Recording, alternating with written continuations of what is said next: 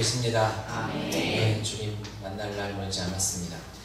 그리고 사랑하는 주님 우리에게 주신 말씀 붙잡고 우리가 기도하며 내 안에 계신 그리스도의 그 생명을 확인하는 시간 되고 우리를 통해서 주의 복음을 흘러가는 시간 되었으면 좋겠습니다.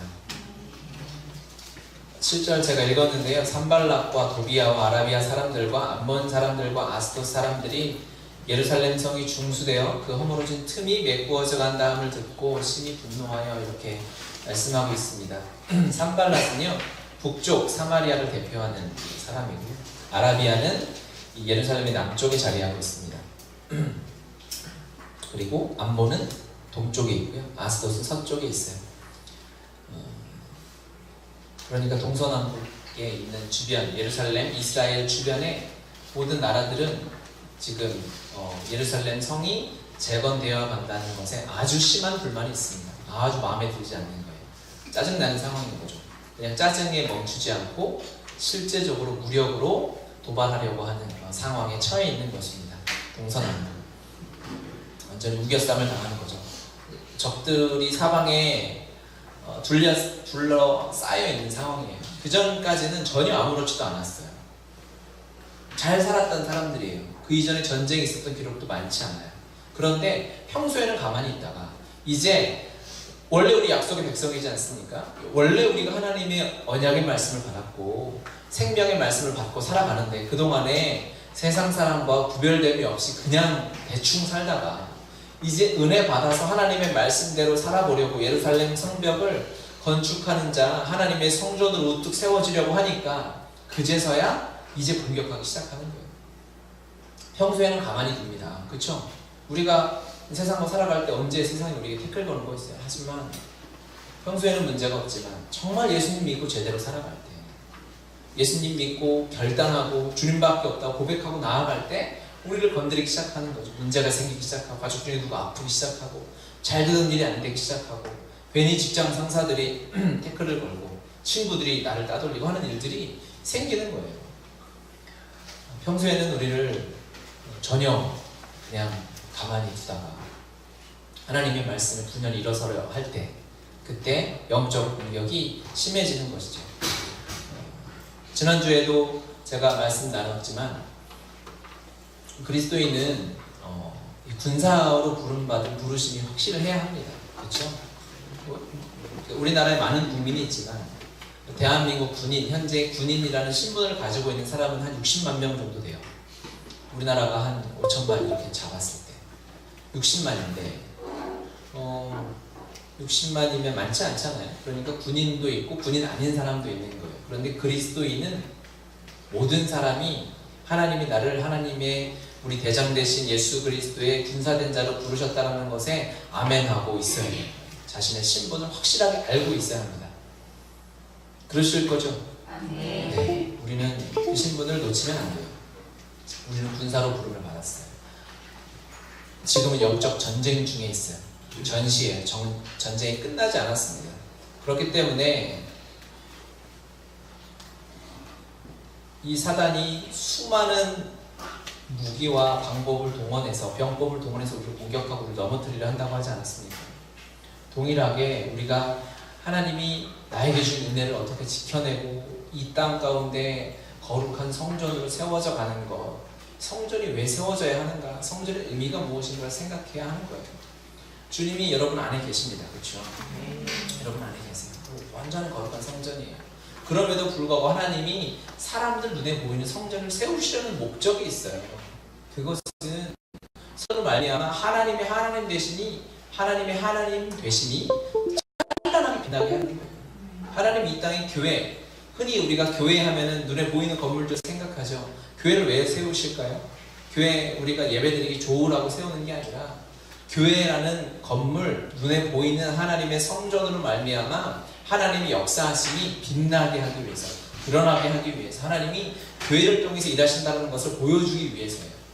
예수님이 우리 안에 충만하게 계시기 때문에 사실은 그런 사람들에게는 교회가 필요 없을 수도 있어요. 우리 안에 계시니까 매일 그분과 동행하며 예배하는데, 그렇죠. 실제로 교회 건물이 필요한 이유는 무엇이냐? 세상을 위함이에요.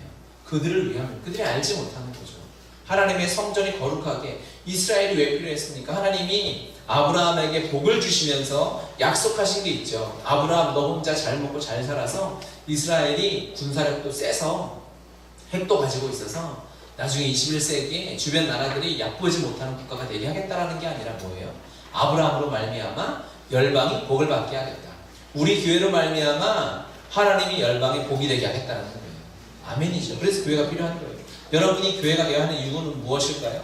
하나님이 동일하게 여러분에게 약속하시는 거죠. 한 사람 한 사람 네가 교회가 되어라. 그래서 너로 말미암아 너희 가족의 복을 받게 하고 너로 말미암아 이 나라가 하나님의 은혜 가운데 서게 하고 열방의 복을 받게 하리라는 하나님의 놀라운 뜻과 목적이 있는 거예요. 그렇죠. 그래서 우리가 교회로 서야 합니다. 하나님의 성전으로 서야 하는 거예요. 그렇기 때문에 우리가 성전을 세워야 할 때 공격이 있는 거예요. 그들에게 영향이 끼쳐지니까.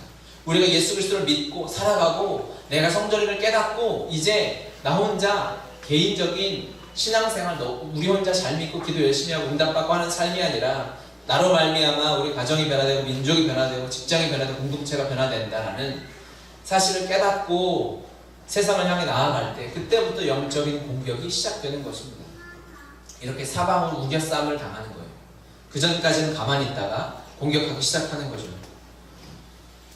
여전히 여러분의 삶에 공격이 없으면 아주 자존심 상해야 되는 거예요. 그렇죠?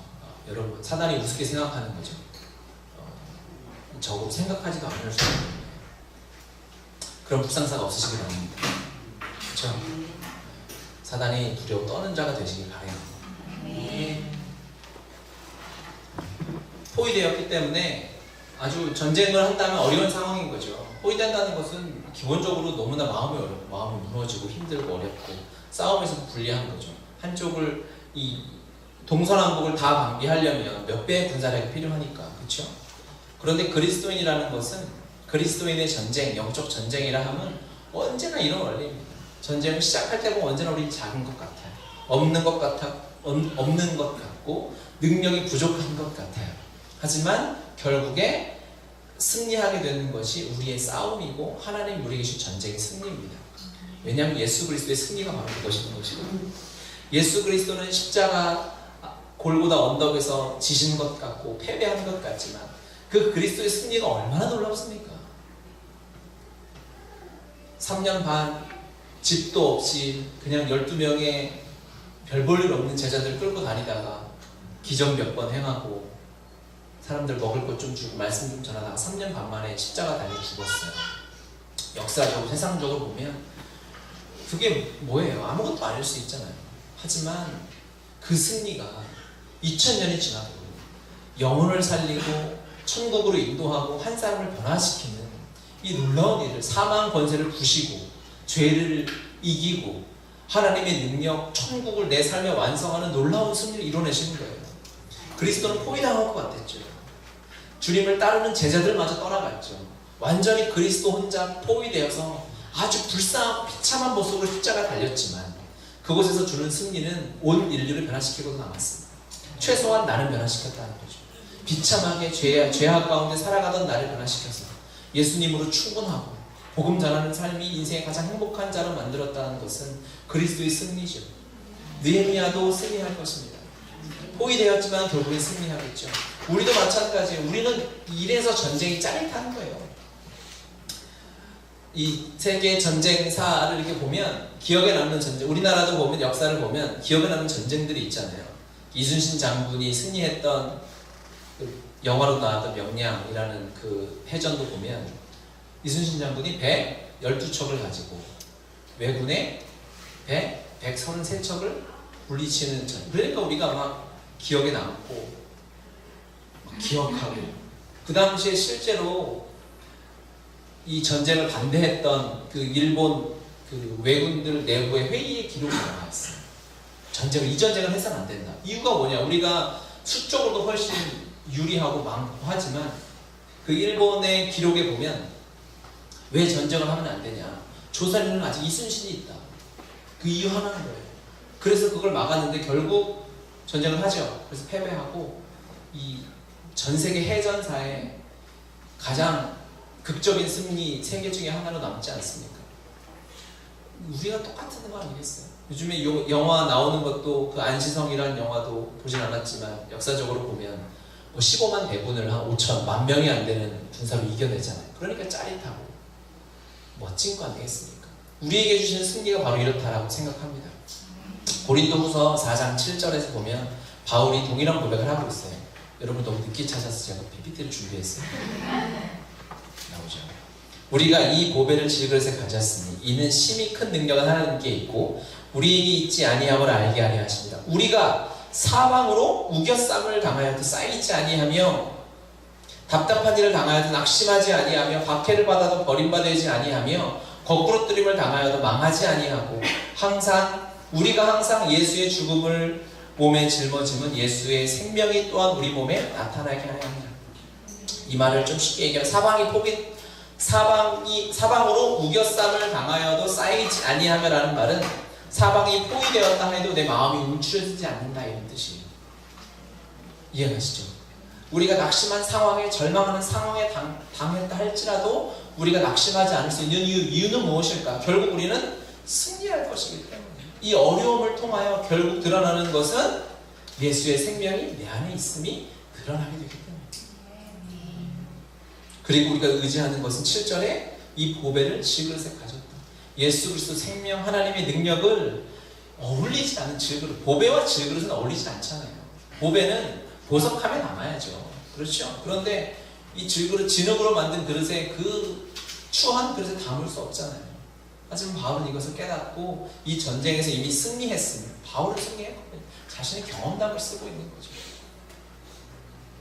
이 전쟁 우리가 분명히 이기는 것은 확정되어져 있고 질 수 없는 전쟁이지만 그렇다고 우리가 나태하게 있어서는 안 되겠죠. 이스라엘의 실패는 바로 여기 있었어요. 하나님이 너무 강대하신 거예요. 그리고 역사를 보니까 항상 승리했던 거야. 그래서 나태했을 때 비참하게 망한 역사가 구약의 이스라엘 역사인 거예요. 이미 우리가 역사를 통해서 성경을 통해서 배워왔죠. 하나님이 너무 위대하신 거예요. 하나님에게만 붙어 있으면 하나님만 의지하면 우리가 세상에서 놀라운 삶을 살아낼 수 있는 거죠. 그런데 우리가 여전히 그 삶을 누리지 못하고 있는 것은 이스라엘 백성처럼 나태했던 거예요. 군사됨을 잊어버렸던 거죠. 방심했던 거죠. 하나님께 매달리지 못했던 거예요. 우리가 거기서 그걸 깨달아야 되는 거죠. 그래서 그거를 느헤미야가 뭐라고 썼냐? 느헤미야 4장 9절에 보니까 우리가 우리 하나님께 기도하며 그들로 말미암아 파수꾼을 두어 주야로 방비하는데 라고 했습니다. 하나님이 약속의 말씀을 따라서 예루살렘까지 왔어요. 1차, 2차, 3차 귀환 모두 기적이었어요. 여기서 성벽을 절반 정도 쌓았는데도 적들이 공격하고 있어요. 그러면 이 성벽이 완성되는 건 문제가 없어요. 하지만 문제는 우리의 마음인 거죠. 하나님을 더 바라보고 의지하고 신뢰해서 하나님의 성전이 완성되기까지 포기하지 아니하고, 성전이 완성된다는 것은 그냥 우리가 예배하기 좋은 공간을 지었다 정도 아니라 이거는 주변에 동서남북에서 발악하는 이유가 뭐겠습니까? 두려운 거예요. 성전이 완성되면 여러분, 우리 한 사람 한 사람의 여러분이 완전한 교회로 십자가 복음으로 가득 채워지면 어마어마한 일이 일어납니다. 못 알아들었어요? 제가 강조했잖아요. 보기 쉬도록 지금 강조했잖아요. 여러분 안 했어요.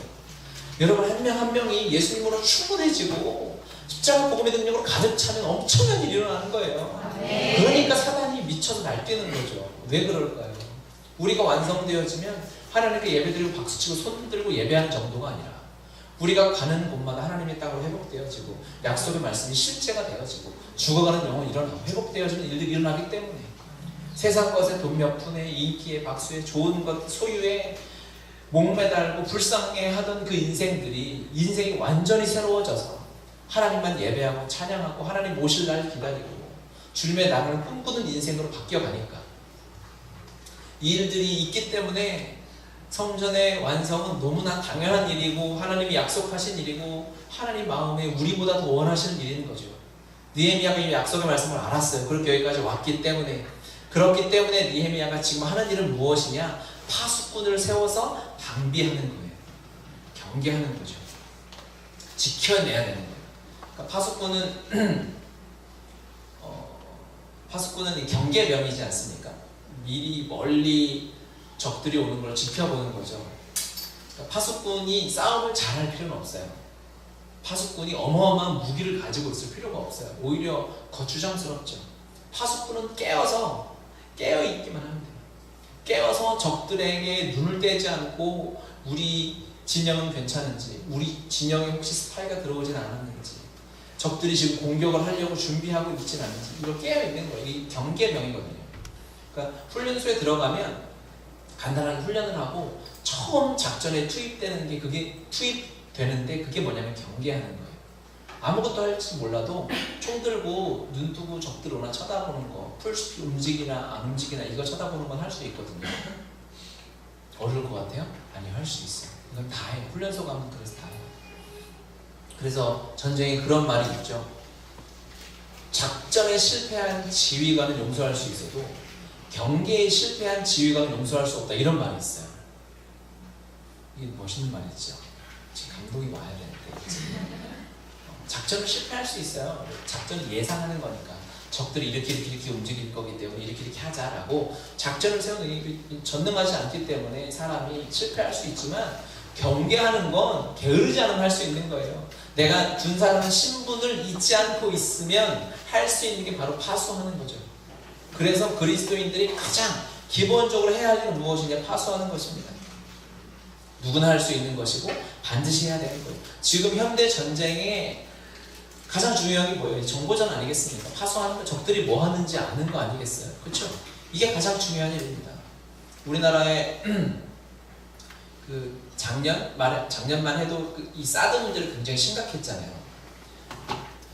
그래서 막 관광업계에 굉장한 타격을 입고 우리나라 막 그런 관광지마다 중국 관광객이 그냥 1%밖에 안 나와가지고 너무너무 어려워졌지 않습니까? 이 사드 문제 핵심은 뭐냐면 바로 이 파수하는 거예요. 미국의 사드 부대가 우리나라에 들어오는 거잖아요. 그래서 북한이 미사일을 쏘면 그거를 레이더로 감지하는 거잖아요. 그래서 그걸로 미사일을 격추하겠다. 이게 사드 부대가 하는 역할이거든요.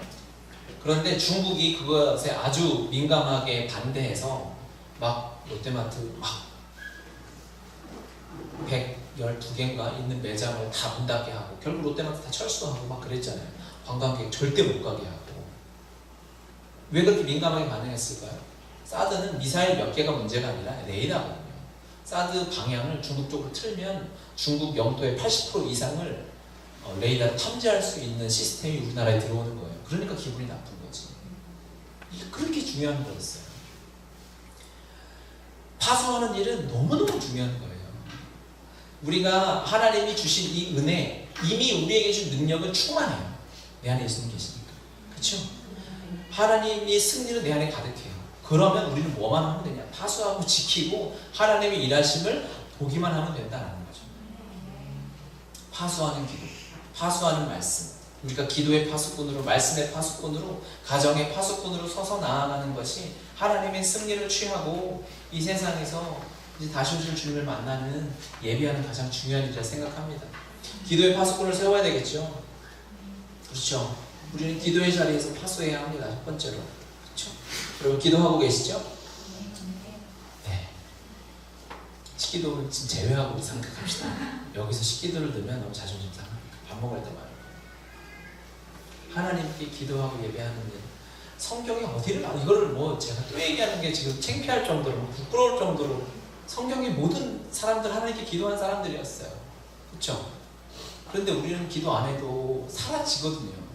그동안 또 내가 막 간증해도 많이 간증할 수 있어요. 기도를 안 해도 하나님이 은혜를 주셨어요. 이런 간증이, 이런 진짜 그지 같은 간증이 많아가지고 기도 안 해도 살아왔고 귀찮고 힘들면 기도보다 그냥 살아도 되니까 이게 있어요. 근데 그건 여러분, 이거는 너무 불쌍한 인생을 사는 거예요. 기도는 가장 강력한 능력입니다. 기도는 그리스도인들에게 주신 가장 큰 특권이에요. 여러분 기도해야 해요. 기도밖에 없어요. 기도의 파수꾼을 세워야 합니다. 기도하는 훈련을 시작해야 해요. 계속 안 하셨어요? 어떻게 할까? 기도하다가 하나님이 설교를 준비하다 마음을 주셔서 기도가 어렵잖아요. 그렇죠? 기도가 쉬운데 또 기도가 어쩔 땐 어려워요. 기도가 가장 쉬운 그리스도인의 호흡이기도 하지만 또 어떤 믿음의 선배는 기도는 노동이라고 하기도 했어. 기도는 호흡이기도 하지만 기도는 노동이라고 하기도 했어. 기도가 쉽다고도 했지만 기도가 어렵다고도 했어. 다 이해가 가죠. 우리가 해봤으니까. 어려워하고 하니까. 그래서 기도를 배우고 훈련해야겠다. 그래서 기도는 어떻게 하는 거다? 기도는 표절하는 거다 그랬죠. 믿음의 선배들이 했던 기도를 따라서 기도하자. 그래서 한 주에 시편 한 편씩 기도를 해야 되겠다. 여러분들이 내 걱정하지 마시고 스스로 잘하시라고. 그래 너는 해라. 근데 저는 할 테니까 우리 교회가 한 주에 한 편씩 기도를 시작하면 1년이면 시편 52편을 가지고 기도할 수 있어요. 여러분 기도의 훈련을 이제 또 마치 오늘이 9월 마지막 날, 내일이 또 10월 1일. 주님 왜 이러시는지 모르겠어요. 내가 계획했겠어요. 이거를 달력을 내가 어떻게 할 수가 없어요. 그런데 9월 마지막 날이 또 주일이고 이제 내일 월요일이고 첫날인데 10월인데 우리가 기도하면 시작하는 거예요. PPT? 네, 시편 1편으로 우리가 시작합니다. 이번 한 주간 여러분 하루에 한 번 이상 시편 1편을 가지고 기도하는 거예요. 하기 싫어도 하세요. 어떻게 기도하냐? 일단 말씀을 여러분이 외우면 너무 좋은데 제가 거기까지는 아직 바라지 않겠어요. 물론 이것도 할 거예요. 미친듯이 외우게 할 거예요. 최소한 우리 복음의 교회 성도다 하면 말씀 1000구절 이상 낭송해야 하니까. 그렇죠? 그러니까 그것까지 갈 건데 벌써 그거를 하자 그러면 기도하기도 전에 다 나는 차라리 질래요 막 이래버리니까 안 하고 기도부터 시작하는. 암송하면 좋지만 암송하기 어려우면 읽고 하는 거예요. 자, 기도 시간에 시편 1편을 펴니다. 시편은 성경이 한 가운데 있으니까 딱 펴고 복 있는 사람은 악인들의 꾀를 따르지 아니하며 죄인들의 길을 서지 아니하며 오만한 자들의 자리에 앉지 아니하고 읽고 하나님 앞에 기도하는 거죠. 하나님 복 있는 사람은 죄인들의 자리에 서지 않는다는데 주님 제게 복을 주셔서 죄인의 자리에 서지 않게 해주십시오 라고 너무 쉽죠? 이것도 못해? 이건 너무 쉬운 거예요. 이 절을 읽으면서 오만한 자리에 앉지 않게 해주십시오 주님 라고 얘기하면 주님이 너무 감동하시겠죠? 그래 내가 너를 절대 오만한 자리에 두지 않겠다. 우리가 오만한 자리에 샘플을, 이그젠플을 주님 앞에 다 드릴 필요가 없어요. 주님 이건 오만한 자리니까 이거 빼고 그럴 필요가 없어요. 우리는 기도하면 돼요. 주님이 우리의 삶을 다 컨트롤하고 계시기 때문에 우리가 기도하면 알아서 야 이거 오만한 자리니까 다 제껴주시고 의인들이 서는 자리예요. 여호와의 율법을 즐거워하여 그의 율법을 주야로 묵상하는도다. 주님 저도 주님의 율법을 즐거워하는 마음을 갖기 원합니다. 제 마음에 주의 말씀을 즐거워하는 마음을 부어주십시오. 기도가 이렇게 쉬울 수 있을까요? 이렇게 기도하면 최소 10분 이상 기도할 수 있어요. 의심되는데 스타트 해볼까요? 밥을 10분 뒤로 미루고 우리가 시편 1편을 가지고 지금 말씀 기도를 해봐도 충분히 다 할 수 있겠죠. 어렵지 않아요. 이게 여러분 말씀 기도예요. 기도의 가장 강력한 기도는 무엇일까요? 말씀 기도입니다. 하나님이 우리에게 약속하신 이 말씀을 따라 기도하는 것, 이 말씀을 따라 우리가 일주일 내내 시편 1편을 가지고 기도하면 여러분 한 주간은 최소 시편 1편의 사람이 돼서 살아가실 거예요. 아멘. 아멘입니다. 아멘. 그래서 아침에 눈을 떠서 우리가 큐티 하는데 큐티도 잘 못하죠. 묵상도 이제 내일부터 또 종이 또 출력해서 이제 전사를 잘라서 나눠주는데 출력하면서도 이걸 해야 되나 종이 아까 이 생각이 얼핏 이렇게 지나가긴 해요. 하지만 신뢰함으로 나눠드릴 거예요. 말씀을 읽어야죠. 읽지만 이것마저 못하면 안 되죠. 우리 기도의 파수꾼의 자리에 세워서 이번 한 주간은 시편 1편을 가지고 기도하겠습니다. 아멘. 다음 주에는 시편 뭘 가지고 할지 제가 설교 시간에 할지 아니면 종이로 나눠줄지 기도를 매주 도울 수 있는 자리를 드려서 우리 교회가 1년 동안 시편을 가지고 하나님 앞에 기도하고 내년 9월 마지막 주에 어떻게 우리가 살았는지 점검해 보게 될 거예요. 여러분 너무 감사하겠죠? 여러분 진짜 저한테 고마워도 그냥 말로만 하십시오. 딱 이렇게 막 마음으로 표현하고는 내가 부담스러우니까 말로만 하시고. 두 번째는 말씀의 파수꾼이 되어야 합니다. 여러분 파수꾼은요 군대에서 보초를 세우잖아요. 어떻게 세우는지 아세요? 통보를 합니다. 너는 오늘 3시 타임, 너는 4시 타임. 그걸 해서 2시 타임에 감동이 오는 사람 손들어 해가지고 그 사람을 고초로 내보내지 않아요. 이해가세요? 이해가 안 가요?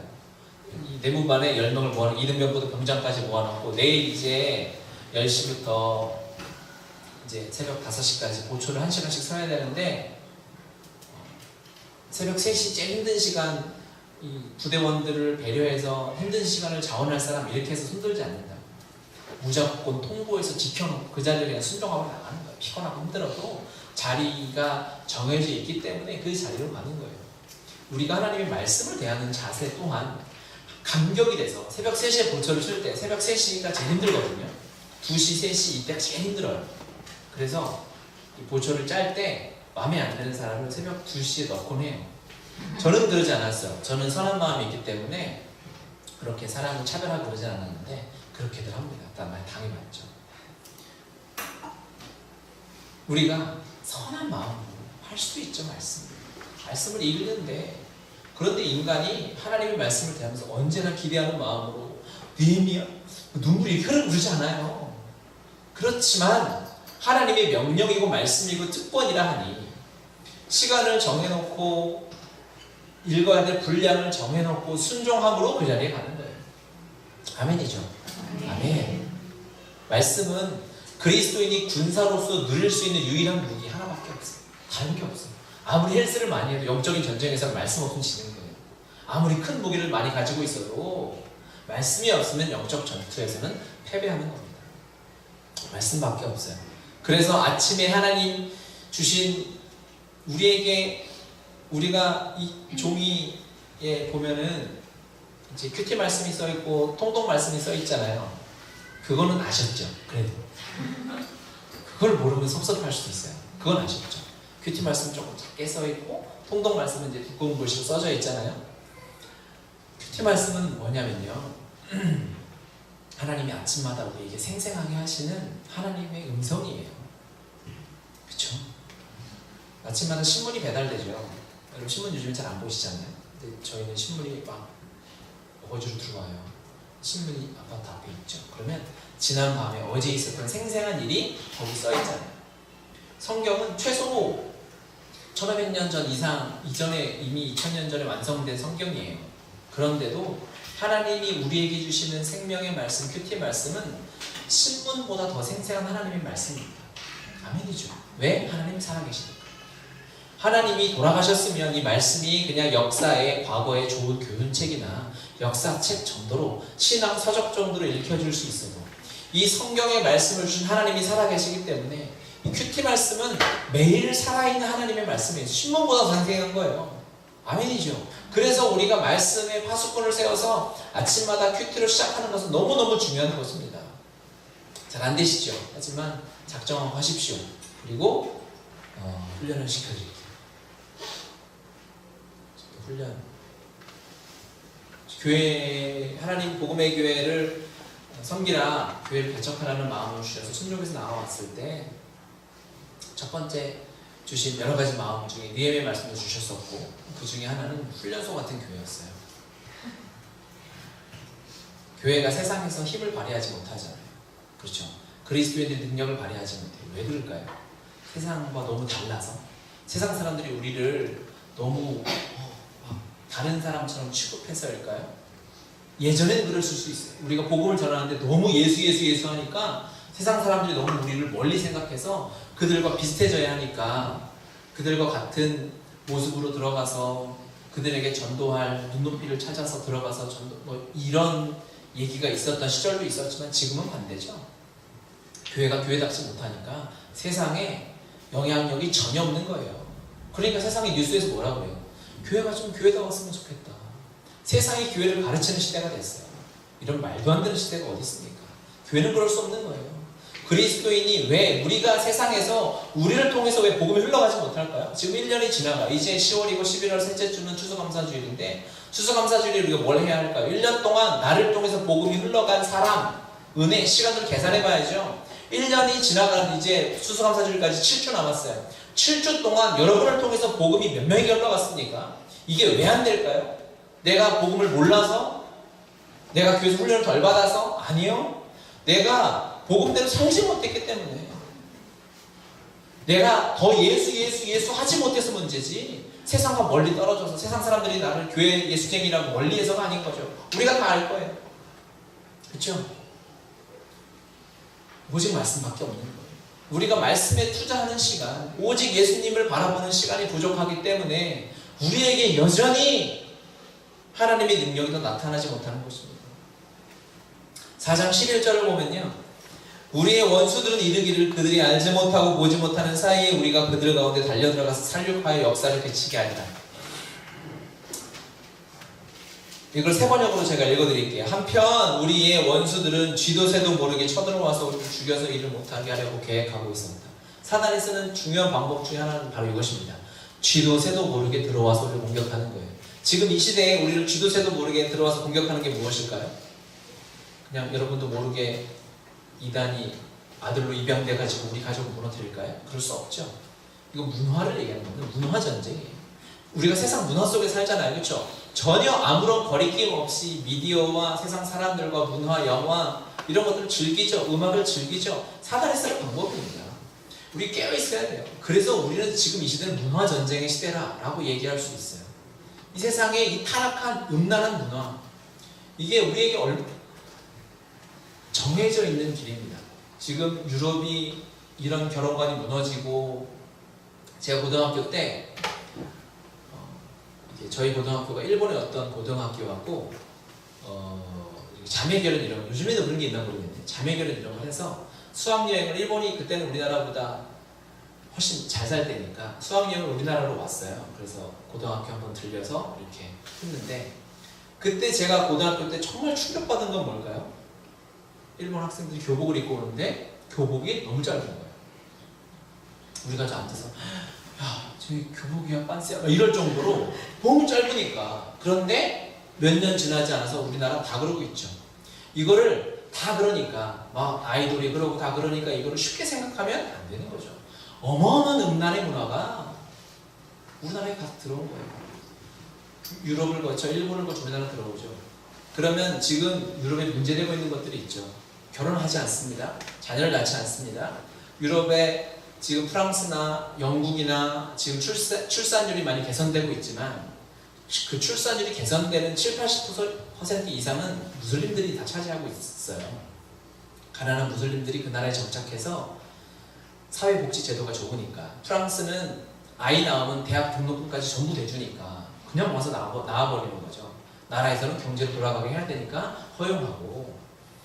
그들의 그런 문화, 타락한 가정이 무너지고 교회가 무너지고 성적인 관념이 무너지는 그 문화가 그대로 우리나라로 들어올 것이 눈에 빤히 보이는 세상이에요. 이때 우리가 이 세상을 어떻게 바라보고 살아갈지, 그냥 옆에 아이들이 자라는 거 비슷하게 키워야지, 튀지 않게 키워야지 이 생각하면 망하는 거예요. 거기 속는 겁니다. 자녀를 키우는데 부모들이, 젊은 엄마들이 많이 있는데 이게 긴장하지 않으면 망하는 거예요. 박살나는 거예요. 쥐도 새도 모르게 들어와서. 이게 우리가 세상 문화를 대하는 방법이에요. 문화의 파수꾼을 세워야 돼요. 14절 보면 내가 돌아본 후에 일어나서 귀족들과 민장들과 남은 백성에게 말하기를, 너희는 그들을 두려워하지 말고 지극히 크시고 두려우신 주를 위하여 기억하고 너희 형제와 자녀와 아내와 집을 위하여 싸우라. 저는 이것이 가정의 파수꾼으로 다가오더라고요. 가정을 지켜라. 물론 전쟁에 나갈 때 이 동기부여가 되죠. 가정을 지켜야 되고 열심히 싸워라 라는 것도 되겠지만, 그 우리가 하는 전쟁이 가정을 지키는 전쟁도 되는 거죠. 당연히 그럴 수밖에 없는 거죠. 가정을 지키기 위한 중요한 동기지만, 이 일이 하나님의 말씀에 순종하여 믿음 생활하고 나아가는 것이 가정을 지키는 길입니다. 가정은 지켜야 돼요. 왜? 사단의 첫 번째 타겟은 우리의 가정이니까. 사단이 아담과 하와를 죄로 굴복시키고 나서 가정을 무너뜨렸죠. 부부가 서로 불신하죠. 부부가 서로 탓하죠.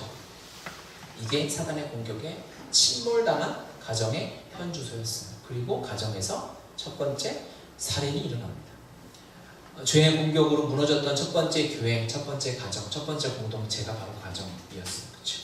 그래서 우리는 가정을 지켜야 되는 거예요. 가정의 파수꾼으로 서야 하는 거예요. 가정을 지키는 방법은 무엇일까요? 그냥 평안하게 먹을 것 걱정 없이 잘 사는 것일까요? 돈 많이 버는 것일까요? 전혀 아무것도 아니죠. 가정에 오직 예수 그리스도만 있어야 되는 거죠. 아멘이죠. 그것 때문에 가정이 무너지는 거예요. 돈 아니요, 탓하는 거죠. 속는 거죠. 안정적인 직장, 집, 내 집이 있으면 가정이 평안합니까?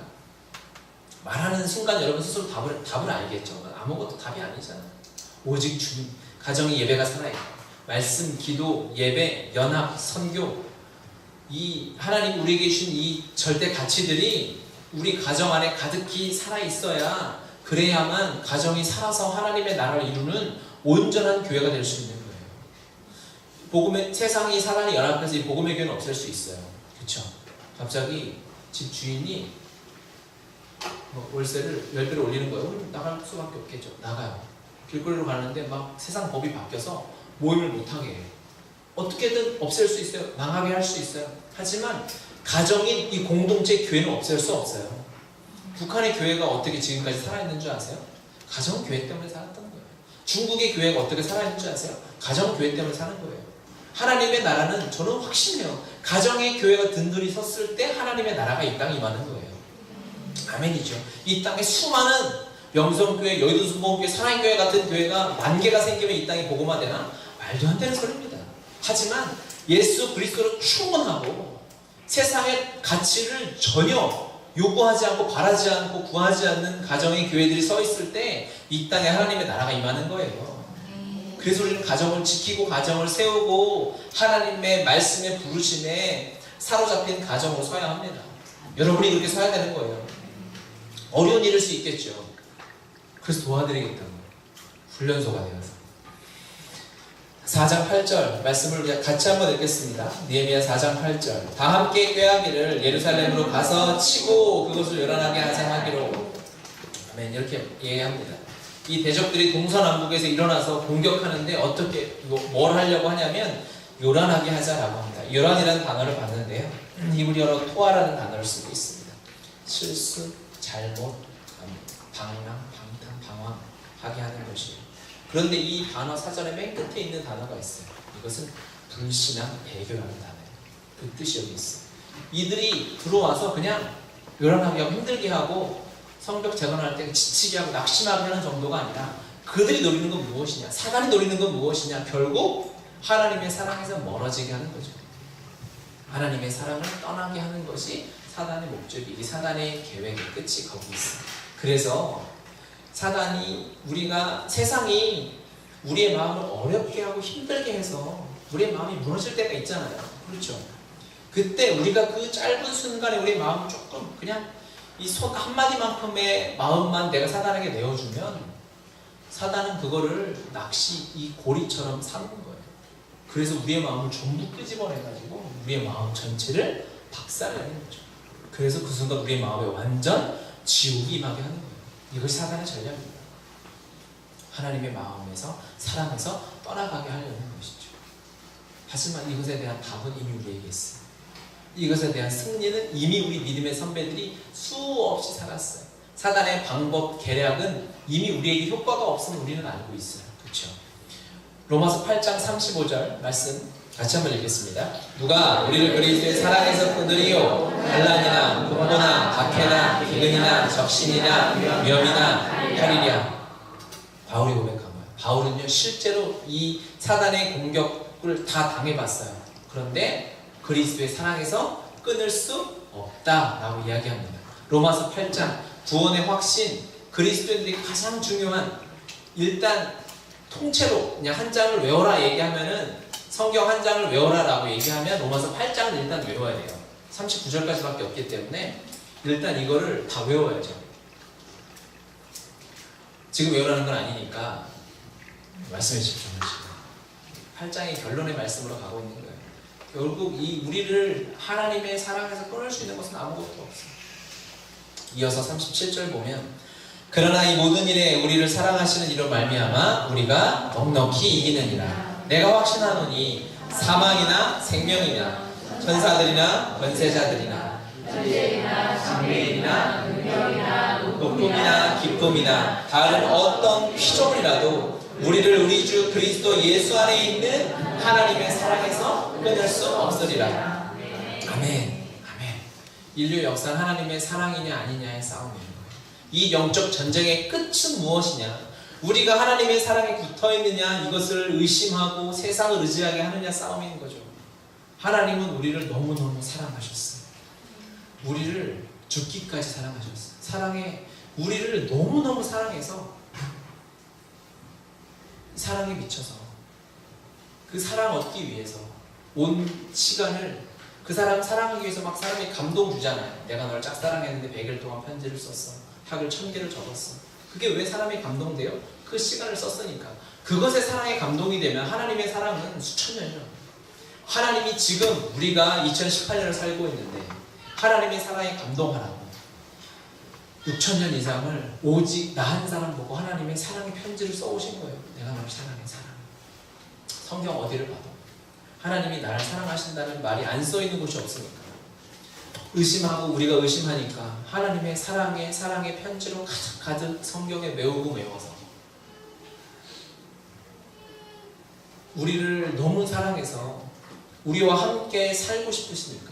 우리가 없는 하나님이 거할 곳이 오직 내 마음밖에 없다고 말씀하셨어요. 그럼 죄가 해결돼야 하니까. 그렇죠. 이 죄를 해결하는 방법은 하나님 자신이 내가 되어서 내 죄를 담당해서 죽는 것밖에 없는 거예요. 하나밖에 없는 아들 독생자 예수 그리스도를 살짝 생색이 나게 해서 피 흘리는 정도로 우리를 사할 수 있는 것이 아니라 하나밖에 없는 아들, 그 아들을 제물로 잡아서 십자가에서 가장 비참한 모습으로, 가장 추악한 모습으로 잡아 죽이는 것 말고는 답이 없음에도 불구하고 한순간도 고민하지 않고 오직 그 하나님의 사랑을 우리의 삶에 가득히 부어주시는 거예요.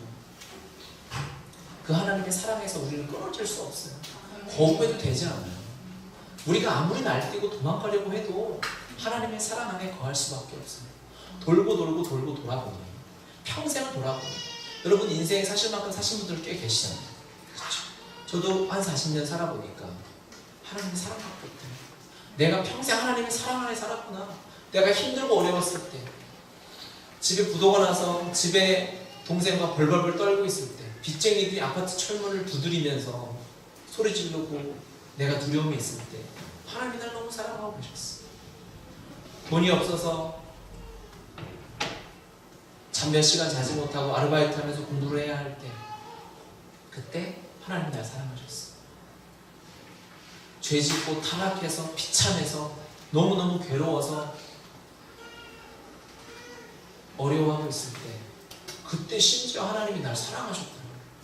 하나님을 완전히 배신했었거든요. 더 이상 하나님 믿을 수 없다고 생각했었거든요.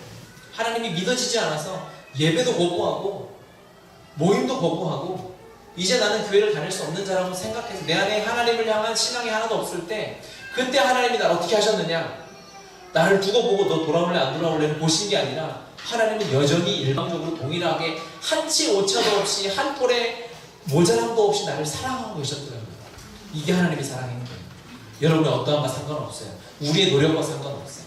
하나님의 사랑은 변함이 없습니다. 우리 같이 찬양하고 우리 같이 기도합시다.